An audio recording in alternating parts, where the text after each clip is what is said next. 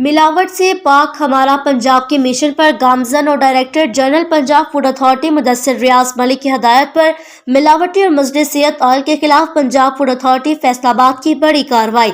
नुमाइंदा Sun TV की report के मुताबिक जिन्ना टाउन के इलाके लाहौरी चौक में निम्को बनाने वाले यूनिट पर पंजाब फूड अथॉरिटी फैसलाबाद की टीम ने छापा मारकर कार्रवाई की।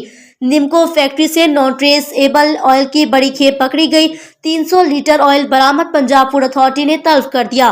प्रोडक्शन यूनिट में सफाई की अब तक सूरत हाल देखने में आई। तैयार अशिया पर पंजाब फूड अथॉरिटी एक्ट के तहत लेबल मौजूद न होने पर भारी जुर्माने भी आयद कर दिए गए। मजीद बरा 5 किलो हशरात से मुतासरा आटा और दीगर जायदुल मियाद अशिया बरामद करके मौके पर ही तल्फ कर दी गई।